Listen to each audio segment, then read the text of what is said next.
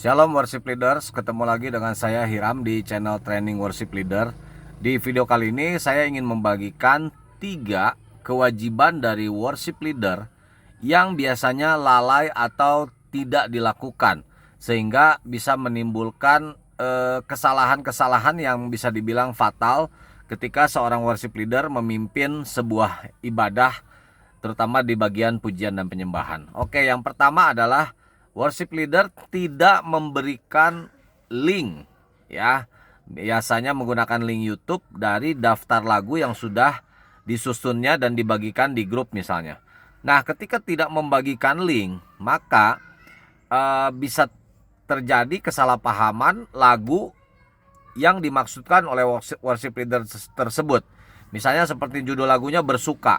Bersuka itu ada beberapa ya, misalnya bersuka dalam Tuhan, ada yang bersuka di dalam Tuhan. Nah, terus misalnya sungguh besar setiamu, itu ada yang sungguh besar setiamu, terus ada juga sungguh besar setiamu. Nah, jadi di dalam lagu rohani itu memang ada beberapa judul yang judulnya sama tetapi lagunya berbeda. Oleh karena itu worship leader wajib memberikan link YouTube supaya jelas lagu yang mana yang dimaksudkan, dan juga biasanya aransemen dari setiap link YouTube itu berbeda-beda.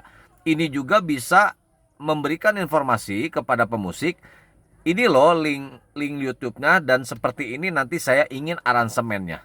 Kurang lebih seperti itu. Jadi worship leader jangan lupa untuk melakukan sederhana ya, tetapi kalau misalnya Anda tidak memberikan link YouTube-nya, maka ini bisa menimbulkan kebingungan. Pemusik bisa berlatih dengan lagu yang salah, dan juga singer juga bisa melatih lagu yang berbeda. Oke, yang kedua adalah worship leader tidak memeriksa teks dari multimedia. Saya selalu mendisiplinkan diri saya setiap kali saya mau pimpin pujian. Paginya kurang lebih ya setengah jam atau 40 menit sebelum ibadah saya selalu datang dan saya memeriksa teks multimedianya. Karena seperti kita tahu ada lagu-lagu ya, terutama misalnya contoh yang paling real itu, yang paling nyata, misalnya lagu Malam Kudus. Lagu Malam Kudus itu ada begitu banyak versi ya. Ada begitu banyak versi, bait 1, bait 2, bait 3 itu berbeda-beda.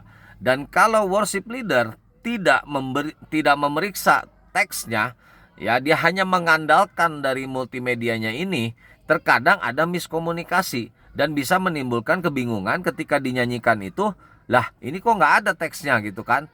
Nah ini berbahaya ya. Nah selanjutnya juga misalnya ada bagian seperti misalnya bagian bridge ya. Bridge itu adalah dari ref mau masuk ke ref lagi ada bridge. Nah bridge-nya ini tidak dimasukkan ke teks multimedia. Nah ini juga ketika dinyanyikan WL-nya juga lupa gitu ya.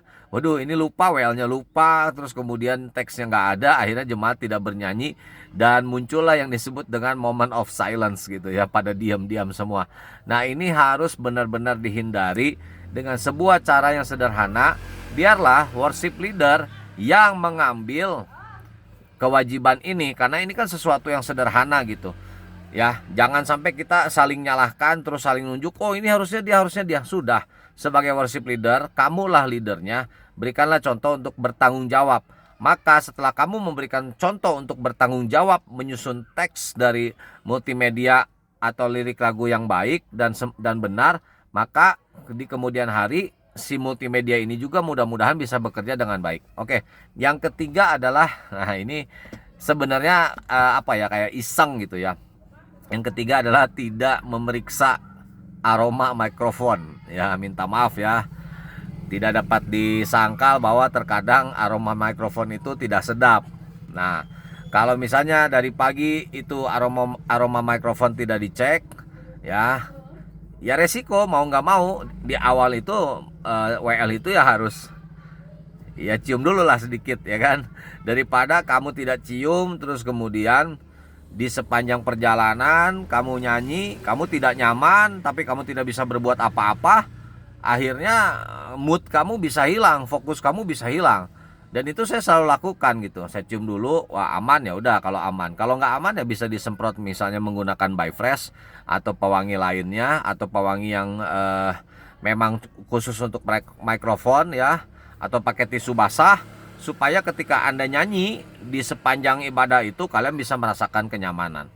Kalau sampai Anda terganggu dengan aroma yang tidak sedap itu, maka fokus konsentrasi Anda bisa hilang dan keseluruhan pelayanan Anda bisa buyar gitu ya. Oke, itu aja. Semoga bisa memberikan informasi dan pengetahuan baru seputar worship leader.